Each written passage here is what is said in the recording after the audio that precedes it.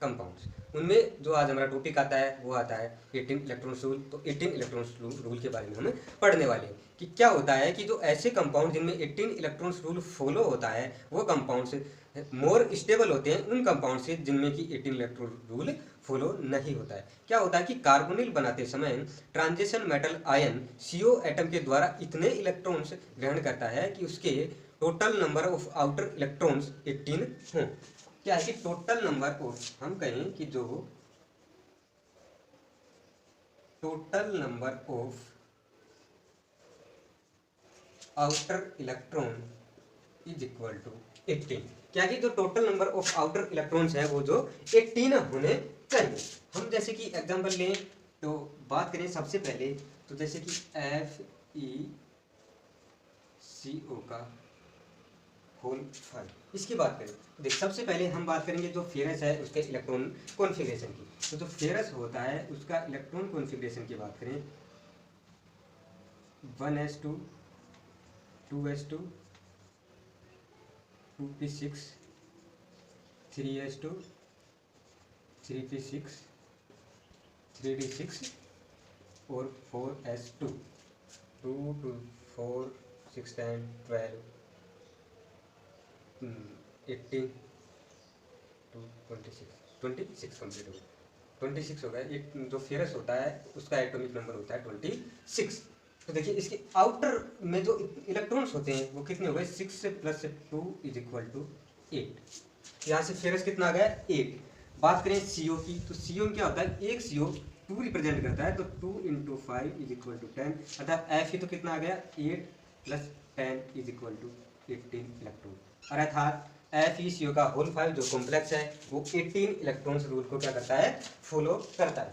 इसी प्रकार से हम बात करें कि कुछ एग्जांपल्स ऐसे भी होते हैं जो कि 18 इलेक्ट्रॉन्स रूल को फॉलो नहीं करते हैं। तो वो क्या होते हैं कि लेस स्टेबल होते हैं मोर देन उनसे जो कि 18 इलेक्ट्रॉन रूल फॉलो करते हैं। जैसे कि हम बात करें तो हमारा हो जाएगा विल्किंसन कैटलिस्ट और विशेष साल्ट। ये दोनों ही एग्जांपल ऐसे हैं जो कि 18 इलेक्ट्रॉन रूल को फॉलो नहीं करते। इसके साथ एक एक्सेप्शन केस की बात करें जिसको हम एक्सेप्शन केस भी बोल सकते हैं सन, जो कि एक अपवाद है। तो उसकी बात करें तो जैसे कि VCO का होल 6, ये हमने कोई एक कॉम्प्लेक्स ले लिया। अब इसी प्रकार से जिस प्रकार से Fe का इलेक्ट्रॉनिक कॉन्फ़िगरेशन देखा था उसी प्रकार से हम बात करेंगे इसका इलेक्ट्रॉनिक कॉन्फ़िगरेशन। एटॉमिक नंबर की बात करें तो ये होगा 21 23। अब देखिए इलेक्ट्रॉनिक कॉन्फ़िगरेशन की बात करें 1s2 2s2 2p6 3s2 3p6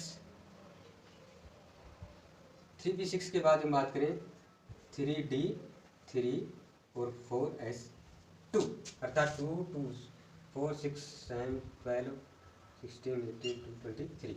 तो इसके आउटर इलेक्ट्रॉन्स की बात करें यहाँ से तो 3 + 2 = 5। इसी प्रकार से जहाँ से CO की बात की थी तो 2 × 6 = 12। तो 5 + 12 = 17 इलेक्ट्रॉन जो कि 18 इलेक्ट्रॉन्स रूल को फॉलो नहीं कर रहा है। ये कंपाउंड है जो 18 इलेक्ट्रॉन्स रूल को फॉलो नहीं करता है। इसी प्रकार से हम एग्जांपल देखें, हमने बताया था तो विल्किंसन कैटलिस्ट हो गया,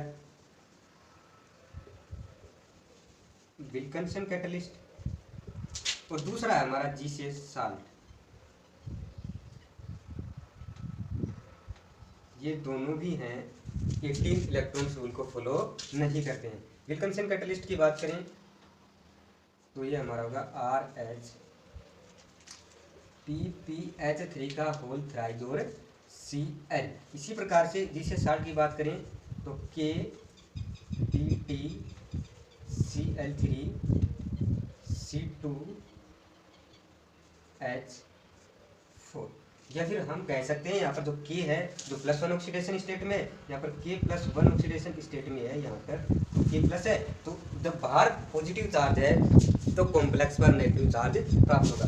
तो इसको इस प्रकार से भी प्रेजेंट कर सकते हैं PTCl3 C2H4 और कॉम्प्लेक्स पर माइनस चार्ज। इस प्रकार से इसको रिप्रेजेंट कर सकते हैं। अब हम बात करें जो ट्रांजिशन मेटल्स हैं, इन ट्रांजिशन मेटल्स की कि कौन कौन सी ट्रांजिशन मेटल है हमारे पास में। तो जो ट्रांजिशन मेटल हैं, तो हम अब ट्रांजिशन मेटल की बात करते हैं। तो कौन कौन सी हैं जो हमारी इंपॉर्टेंट ट्रांजिशन मेटल्स हैं, वो ट्रांजिशन मेटल ये हैं। हम बात करें कि जो ट्रांजिशन मेटल हैं, वो देखिए कि इनको याद करने का तरीका, किसको किस प्रकार से याद कर सकते हैं। बात करें 3D की, तो हम जिस प्रकार के अलग अलग तरीके होते हैं याद करने के। तो जैसे कि मैं बताऊं कि जो 3D श्रेणी है उसमें किस प्रकार से याद करें कि साइंस टीचर भी क्रमानी मन की कोनी की जान जलाती है। इसी प्रकार से 4D की बात करें तो यारी जरा निभा मौत तक रुकावट राह में पड़ी आग में कूद। इसी प्रकार से हम बात करें जो 5D श्रेणी है इसकी, तो ला हफ्ता वरना रे उधर इधर पिटाई और होगी। तो इस प्रकार से अलग अलग तरीके से हम इन ट्रांजिशन मेटल्स को याद कर सकते हैं। 3D की बात करें तो जो कि है हमारी 3D श्रेणी है, जो 21 एटॉमिक नंबर से स्टार्ट होकर के और 30 तक होती है। उसके बाद हम बात करें तो 4D श्रेणी की, तो 39 से स्टार्ट होकर के और 48 तक होती है। इसके बाद में 5D श्रेणी की बात करें तो 5D श्रेणी में क्या होता है, तो लेंथेनॉइड होता है, 57 नंबर होता है। इसके बाद में लेंथेनॉइड जो तत्व होते हैं वो एफ ब्लॉक श्रेणी में आ जाते हैं। उसके बाद में स्टार्ट होता है 72 से और 80 मरकरी तक। तो इस प्रकार से जो हमारा याद करने का तरीका है ट्रांजिशन मेटल्स को, वो अलग अलग तरीका हो सकता है। जिस प्रकार से मैंने बताया तो वो भी हो सकता है, और अपने अपने सभी के अलग अलग तरीके हो सकते हैं इसको याद करने के, कि किस प्रकार से इसको याद किया जा सकता है। क्या होता है कि बेसिकली है जो 30 तक तो एटॉमिक नंबर होते हैं वो लगभग याद होते हैं। उसके बाद में याद करने में प्रॉब्लम होती है, तो उसको है जो किसी भी ट्रिक वगैरह के द्वारा हम है जो याद कर सकते हैं। मैंने बताया जो ट्रिक वो भी याद कर सकते हो, और जो अदर ट्रिक हो वो भी याद कर सकते हो। तो एक बार देखिए कि साइंस टीचर वी क्रमानी मन फिकोनी क्यों जान जलाती है। इसी प्रकार से 4D में देखिए यारी जरा निभा मौत तक रुकावट राह में पड़े आग में कूद। 5D की बात करें तो ला हफ्ता वरना रे उधर इधर पिटाई और होगी। तो इस प्रकार से अलग अलग तरीके से हम इसको याद कर सकते हैं। जो भी तरीका हो, जो भी ट्रिक आपकी हो, जो भी माइंड में चल रहा हो, या फिर अदर ट्रिक से आपने तो पहले से याद कर रखा हो, तो उस ट्रिक से आप किसी भी तरीके से आप इसको याद कर सकते हैं। तो अब हम कुछ एग्जांपल्स लेकर के 18 इलेक्ट्रॉन रूल कौन कौन से एग्जांपल फॉलो करते हैं और कौन कौन से एग्जांपल हैं जो 18 इलेक्ट्रॉन रूल फॉलो नहीं करते हैं, तो उनकी बात करेंगे। तो हम लेते हैं एग्जांपल। तो देखिए हमारे एग्जांपल, तो सबसे पहला हमारा एग्जांपल होगा वो ये है कि सबसे पहले देखिए कि हमारा ये एग्जांपल है। देखिए इससे पहले देखिए कि हमको है जो 18 इलेक्ट्रॉन रूल फॉलो करते हैं, इसको दो मेथड के द्वारा इसको ज्ञात करेंगे, जो कि हमने पहले ही पढ़ा था। पहला मेथड है वो हमारा होगा न्यूट्रल मेथड, और दूसरा मेथड होगा हमारा आयनिंग मेथड होगा। तो दोनों ही मेथडों के द्वारा हम इसका है जो 18 इलेक्ट्रॉन रूल है वो निकालेंगे। तो सबसे पहले एग्जांपल की बात करते हैं। तो हमारा पहला एग्जांपल है ये। तो इस एग्जांपल की देखिए 5 मेंबर सीपी जुड़ा हुआ है, यहाँ से सीपी जुड़ा है, दो सीपी आपस में जुड़ी हुई है फेरस के साथ में। अर्थात ये क्या है, फेरोसिन है। इस फेरोसिन में क्या करते हैं कि जो फेरस है यहाँ पर, तो सबसे पहले इसके इलेक्ट्रॉनिक कॉन्फ़िगरेशन की बात करें तो आउटर जो इसका इलेक्ट्रॉनिक कॉन्फ़िगरेशन है वो प्राप्त होता है हमारे 3d6 और 4s2। 3d6 4s2 जो आउटर इलेक्ट्रॉन से इसका प्राप्त होता है। बात करते हैं सीपी की। तो सीपी में ये 5 कहाँ से है, जो कि पहले ही बताया था। ये रिंग क्या है कि इस प्रकार से है, ये है जो एक 5 मेंबर्ड रिंग है, और 5 मेंबर्ड रिंग के साथ में ये फेरस है वो जुड़ा हुआ है। इस प्रकार से ये मेटल है वो यहाँ से जुड़ी हुई है। मेटल है जो यहाँ पे मेटल वो फेरस है। तो क्या होता है कि दो यहाँ से, अब क्या होता है कि जो 5 बॉन्ड अर्थात जो डबल बॉन्ड है वो 2 रिप्रेजेंट करता है, 2, और यहाँ से ये भी रिप्रेजेंट करेगा 2। अब इसको बॉन्ड को ब्रेक करेंगे, यहाँ पर रेडिकल चार्ज, यहाँ पर रेडिकल चार्ज, 1 रेडिकल अर्थात 1 इलेक्ट्रॉन्स 2 to 4 और 1 इज इक्वल टू 5 इलेक्ट्रॉन। इस प्रकार से एक सीपी है वो 5 इलेक्ट्रॉन से देता है। उसी प्रकार से दूसरा सीपी भी है जो 5 इलेक्ट्रॉन से देगा। 5 इलेक्ट्रॉन ये और 5 ये। तो देखिए कि 5 + 5 + Fe6 + 2 इज इक्वल टू 8। तो 8 इज इक्वल टू 10 और 8 18। तो इस प्रकार से ये है जो 18 इलेक्ट्रॉन रूल फॉलो करता है। ये हमने निकाला है न्यूट्रल मेथड के द्वारा। हम बात करें कि आयनिक मेथड, तो आयनिक मेथड से कैसे निकालेंगे, वही कंडीशन यहाँ पर बिल्कुल सेम है। हमें इस बॉन्ड को ब्रेक करना है ऐसे। Fe मेटल पर हमेशा पॉजिटिव चार्ज प्राप्त होगा M+, और यहाँ पर कार्बन पर -4, M+ और कार्बन पर -4। मतलब एक एक पाई बॉन्ड, 2 इलेक्ट्रॉन, एक पाई बॉन्ड, 2 इलेक्ट्रॉन, 2 इलेक्ट्रॉन ये और 2 इलेक्ट्रॉन ये, और एक माइनस चार्ज, अर्थात इट मीन्स 2 इलेक्ट्रॉन यहाँ से, 2 2 4 और 2 6, यहाँ पर कितने इलेक्ट्रॉन प्राप्त हुए, 6 इलेक्ट्रॉन, 6 इलेक्ट्रॉन यहाँ से और 6 इलेक्ट्रॉन यहाँ से, तो ये हो गए टोटल इलेक्ट्रॉन्स 12 इलेक्ट्रॉन। अब यहाँ पर अब हम नेगेटिव चार्ज करेंगे तो एफ ही प्लस बाहर, तो यहाँ पे एफ ही प्लस बाहर हो जाता है इस प्रकार से, और यहाँ पर एक बचता है नेगेटिव चार्ज। ये तो हमारी रिंग थी। ये दूसरे रिंग की बात करें तो दूसरी रिंग में भी सेम कंडीशन यही होगी, इस प्रकार से जुड़ा हुआ यहाँ पर एफ ही, इसके साथ में मेटल, और इस प्रकार, अर्थात यह कहें कि डबल बॉन्ड है इसमें ऐसे, तो बॉन्ड को ब्रेक करेंगे यहाँ से, यहाँ से बॉन्ड को ब्रेक करेंगे तो यहाँ पर नेगेटिव चार्ज और यहाँ पर पॉजिटिव चार्ज, प्लस यहाँ पे माइनस यहाँ पे, तो इसी प्रकार से इसी तरह 2 2 4 1 इलेक्ट्रॉन, 2 इलेक्ट्रॉन यहाँ से, तो 6 इलेक्ट्रॉन, तो यहाँ पे भी 6 इलेक्ट्रॉन, तो इस प्रकार से यहाँ पर 12 इलेक्ट्रॉन हो गए। अब देखिए एक नेगेटिव चार्ज यहाँ पे और एक नेगेटिव चार्ज यहाँ पे, तो कुल मिलाकर के 2 नेगेटिव चार्ज प्राप्त हुए, अर्थात क्या होता है कि एक नेगेटिव इस CP से, एक नेगेटिव इस CP से, तो 2 है जो यहाँ पर नेगेटिव चार्ज हमें प्राप्त होते हैं।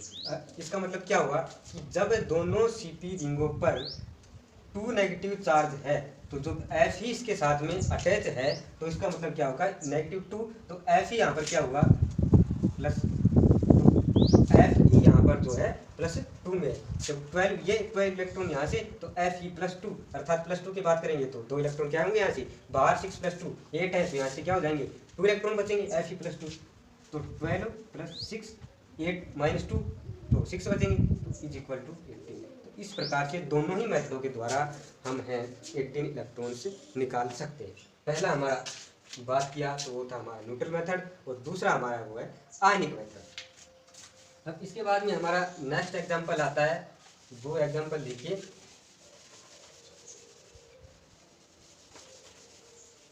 एग्जाम्पल में दिया हुआ है कि CH3MnCO का होल 5,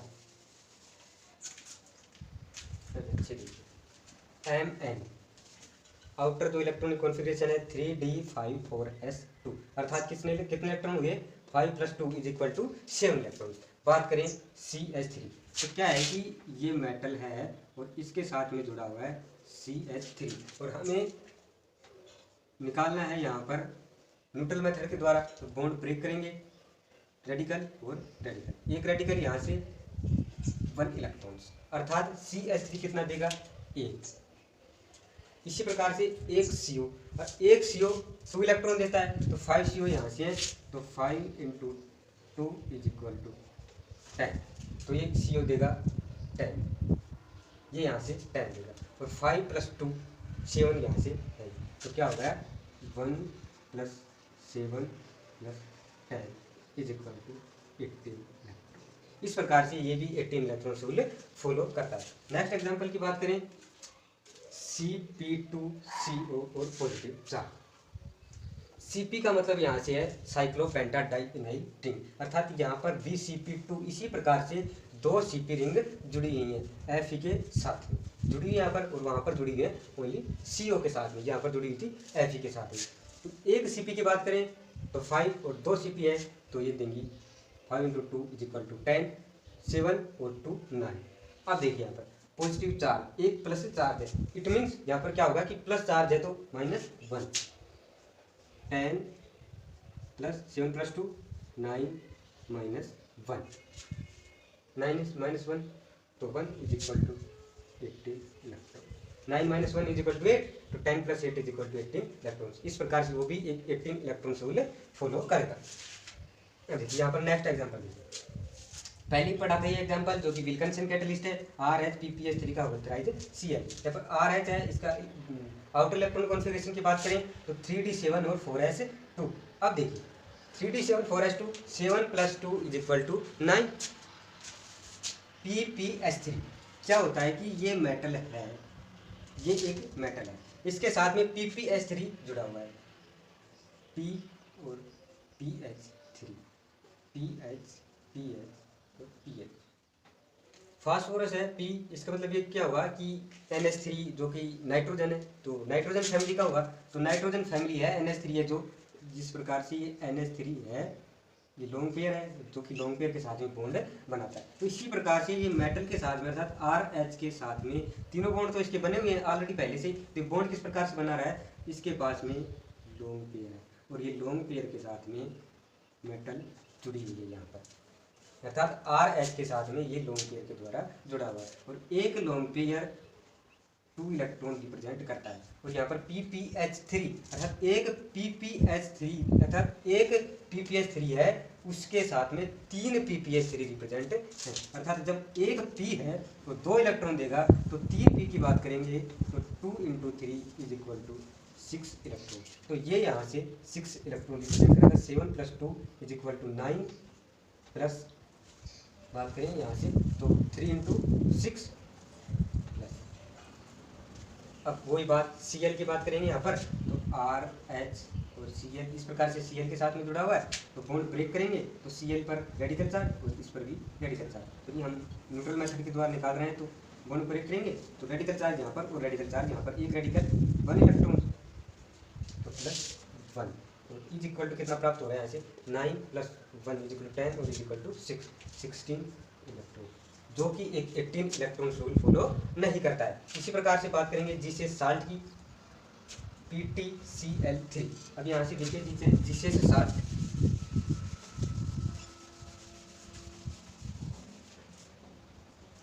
इसमें क्या हो रहा है कि Pt का जो आउटर इलेक्ट्रॉनिक कॉन्फ़िगरेशन है 3d8 4s2। इसी प्रकार से Cl3 एक Cl जुड़ेगा तो 1 इलेक्ट्रॉन, इसी प्रकार से 3 Cl जुड़े हैं तो 3 रिप्रेजेंट करेगा, क्योंकि 8 + 2 10 प्लस में 3 प्लस। बात करेंगे C2H4 की। देखिए यहाँ पर C2H4 अर्थात C डबल बॉन्ड C और इसके साथ में 4 हाइड्रोजन इस प्रकार से जुड़े हुए, अर्थात कंप्लीट है।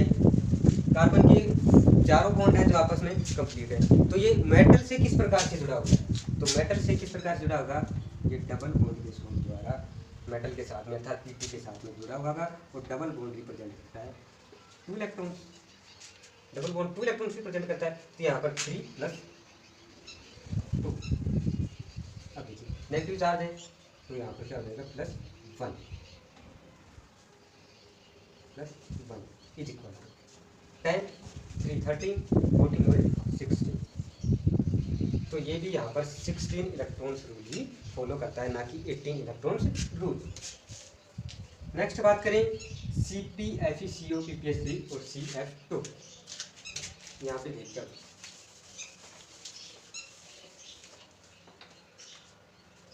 Cp वही साइक्लोपेंटेडाइल लिंक 5 यहाँ से रिप्रेजेंट करेगा प्लस, फिर Fe यहाँ से देख लीजिए 3d6 4s2 तो 6 + 2 = 8।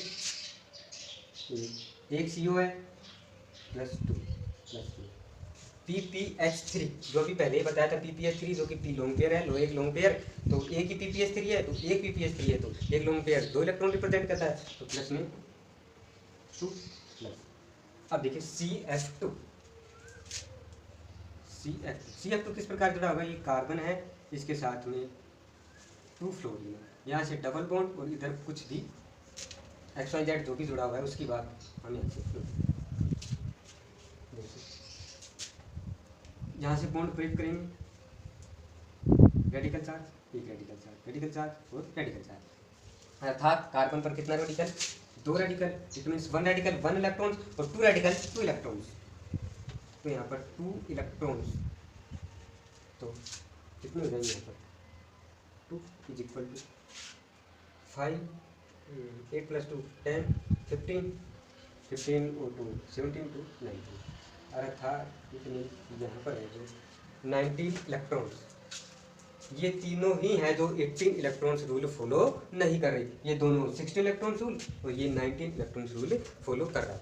अब हम कुछ एग्जांपल्स ऐसे एग्जांपल लेंगे जिनमें कि यहाँ पर तो हमें मेटल दी हुई है कि यहाँ पर फेरस है, यहाँ पर Mn है, Co है, RH है, Pt है, जो भी मेटल है वो सभी मेटल यहाँ पर दी हुई है। कुछ एग्जांपल्स हम ऐसे लेंगे जहाँ पर मेटल की जगह सिर्फ हम लेते हैं M, अर्थात M से रिप्रेजेंट करते हैं मेटल को तो M लेते हैं। अर्थात क्या है कि हम वहाँ पर मेटल की बात करेंगे कि मेटल यहाँ पर कौन सी मेटल होगी, अर्थात मेटल को X मानकर चलना है हमें। कुल मिलाकर बात यह कि मेटल को हमें X मानना है। और हमें एक्स की वैल्यू ज्ञात करनी है। तो इस प्रकार से कुछ एग्जांपल देखिए जिनमें कि हमें मेटल बताना है कि इनमें कौन सी मेटल है।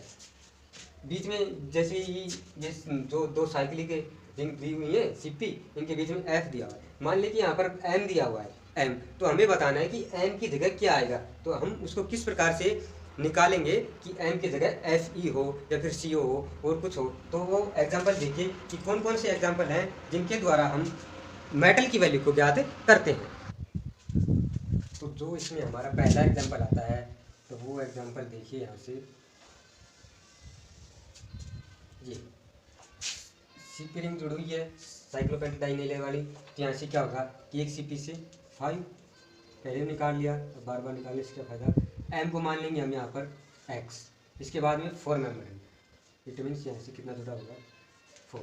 यहाँ पर देखिए क्या होता है कि ये रिंग है, यहाँ पर डबल बॉन्ड और इस प्रकार से ये मेटल यहाँ से जुड़ी हुई है। एक डबल बॉन्ड रिप्रेजेंट करेगा 2 बॉन्ड ब्रेक करेंगे रेडिकल रेडिकल 2 रेडिकल, तो एक रेडिकल एक यहाँ से और एक रेडिकल एक यहाँ से, तो 1 1 2, तो 2 + 2 = 4 इलेक्ट्रॉन। इस प्रकार से यहाँ पर 4 इलेक्ट्रॉन्स रिप्रेजेंट करता है और हमें इनको किसके बराबर रखना है, 18 इलेक्ट्रॉन्स के इक्वल टू रखना है।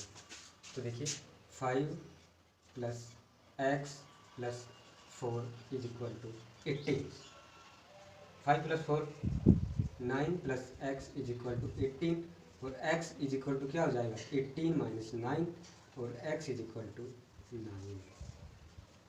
x की वैल्यू यहाँ पर कितनी प्राप्त होती है हमें 9। इट मीन्स हम ये कहें कि 9 का मतलब क्या होगा 3D, यहाँ से हो जाएगा 3D 7 4s2, 3D 7 4s2 किसका इलेक्ट्रॉन कॉन्फ़िगरेशन होगा 3D 1 2 3 2 2 4 2 6 7, मतलब 3D 7 4s2 C। तो हम कह सकते हैं x की वैल्यू अर्थात जो मेटल है वो यहाँ पर क्या है CO, मेटल यहाँ पर क्या प्राप्त हुई हमें CO। नेक्स्ट एग्जांपल की बात करें तो यहाँ पे देखिए हमें यहाँ पर मेटल CO है, एक CO हमेशा रिप्रेजेंट करता है 2, तो 7 रिप्रेजेंट करेंगे यहाँ से 2 × 7 = 14 इलेक्ट्रॉन्स। तो x + 14 और यहाँ पर देखिए एक पॉजिटिव चार्ज हो रहा है तो -1 और = 18, तो x 14 - 1 = 13, तो x + 13 = 18 और x = 18 - 13 और x = बात करें यहाँ से कितना हो जाएगा 5। तो यहाँ पर हमें x की वैल्यू प्राप्त होती है 5। तो 5 का मतलब क्या हुआ यहाँ से 3D3 मतलब 3D3 4s2। तो यहाँ से 3D3 4s2 इलेक्ट्रॉनिक कॉन्फ़िगरेशन प्राप्त होता है। तो 3D3 4s2 इलेक्ट्रॉनिक कॉन्फ़िगरेशन की बात करें तो यहाँ पर किसका प्राप्त होगा 1 2 और 3 मतलब वेनेडियम। x की वैल्यू यहाँ से मेटल है जो क्या प्राप्त होती है हमें वेनेडियम, अर्थात B यहाँ पर क्या है एक मेटल है। इसके बाद हम नेक्स्ट एग्जांपल देखिए, नेक्स्ट एग्जांपल की बात करें वही जैसे कि यहाँ पर CO जुड़ा था 7 के साथ में, तो 7 × 2 = 14, तो यहाँ पर भी ऐसे ही करेंगे कि एक CO2 तो 5 × 2 तो 2 × 5 = क्या होगा 10। यहाँ से कितना प्राप्त हुआ 10। अब बात करते हैं मेटल की। तो मेटल को हमें क्या मानना है x, मेटल की वैल्यू हमें निकालनी है क्या है, तो डबल बॉन्ड के साथ में जुड़ा हुआ है ये C, अर्थात जो मेटल है जो डबल बॉन्ड के साथ में कार्बन के साथ में जुड़ा हुआ है। यहाँ से कुछ नहीं करना हमें बिल्कुल, आगे तो वैसे ही गुमराह करने के लिए तो है। इससे पहले क्या है कि जो मेटल है जो कार्बन के साथ में जुड़ा हुआ है डबल बॉन्ड के साथ, डबल बॉन्ड क्या करता है यहाँ से 2 इलेक्ट्रॉन कंट्रीब्यूट करता है, यहाँ से 2 इलेक्ट्रॉन ये कंट्रीब्यूट करेगा। तो 10 यहाँ से कर रहा है 2 यहाँ से कर रहा है, क्या होगा कि 10 + x और प्लस में 2 = 18, अर्थात 10 2 कितना होगा 12 + x = 18। तो यहाँ से करेंगे तो x की वैल्यू, तो x = 18 और -12, तो क्या हो जाएगा यहाँ से 6, x = 268, तो x = 6। तो यहाँ से हमें प्राप्त हुआ x = 6। तो इलेक्ट्रॉनिक कॉन्फ़िगरेशन की बात करें यहाँ से तो 3D4 और 4s1 इलेक्ट्रॉन, तो 3D4 4s1 इलेक्ट्रॉनिक कॉन्फ़िगरेशन है जो यहाँ पर किसका प्राप्त होगा 3D6, अर्थात 3D4 Cr क्रोमियम। x की वैल्यू यहाँ पर क्या है क्रोमियम है। यहाँ पर अगर कोई उस हिसाब से भी देख रहा है ना कि x इज इक्वल टू 6 है, तो इसका इलेक्ट्रॉनिक कॉन्फ़िगरेशन की बात करें तो यहाँ से आ जाएगा 3d3 और 4s2, 3d3 4s2। इस प्रकार से कोई देख रहा हो, सॉरी 3d3 4s2 नहीं, 3d5 4s2 4s1 sorry 3d5 4s2।